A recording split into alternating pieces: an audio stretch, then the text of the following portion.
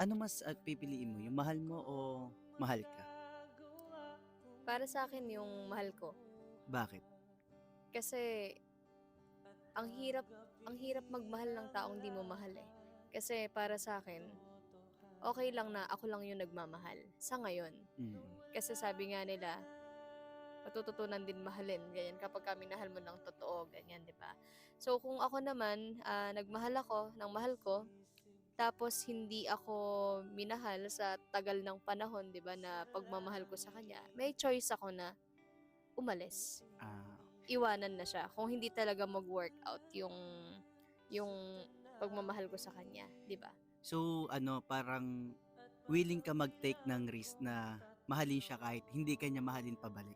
Oo naman. Kaya 'di ba nga kailangan handa tayong sumugal pagdating sa ganyan. Kasi ako, sumugal ako, eh. Kumbaga sa experience ko ngayon na hindi ko naman ine-expect na magiging kami ng Hmm. jowa ko, 'di ba?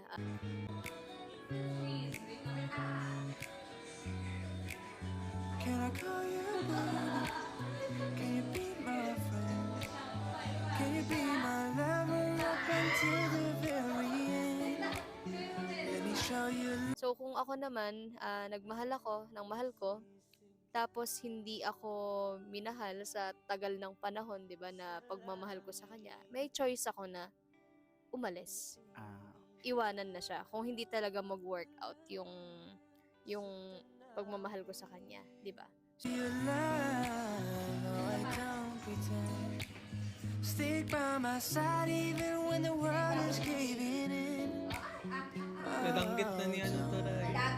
Don't you worry, I'll be there whenever you.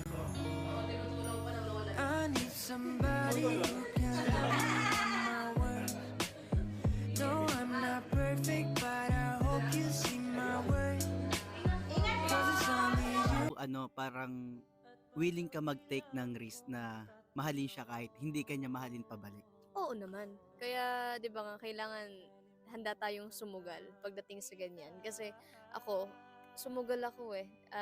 Kumbaga sa experience ko ngayon na hindi ko naman ine-expect na magiging kami ng Hmm. jowa ko, 'di ba? Nag-try lang, kumbaga parang gusto ko siya, eh. So parang nung time na mga nagkakasama na talaga kami ng medyo tumatagal, napapamahal ako sa kanya. So sa akin iniisip ko, kasi nung una hindi niya talaga parang naging uncomfy siya sa akin nung time na yun. So ibig sabihin hindi niya ako gusto nun. Pero nung time na ako minamahal ko siya ganyan, hanggang sa nabigla na lang kami, nagulat kami na mahal na namin isa't isa. Kumbaga parang natutunan ka na niyang mahalin pabalik dahil sa ginagawa mong pagmamahal sa kanya. Oo, pero sa sandaling oras lang, sandaling araw lang yun, hindi na gano'n tumagal. Imagine My word. 'Cause it's only you. Nobody knew I put you first. And for you, girl, that's where I do the work.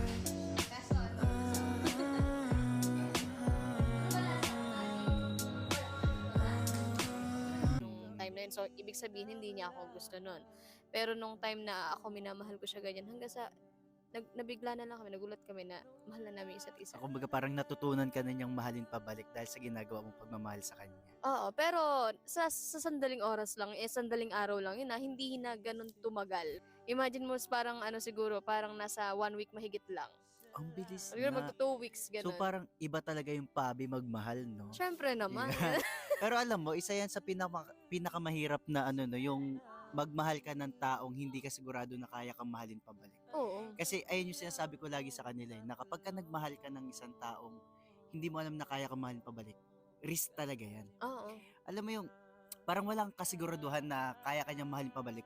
Pero gagawin mo lahat para Mahalin ka niya. mahalin ka din niya. Oo, So ayun yung tama. ginawa mo. Yun yung ginawa ko. Siyempre, kung mahal mo yung isang tao, kung gusto mo yung isang tao, gawin mo yung lahat. Kumbaga, mag-effort ka.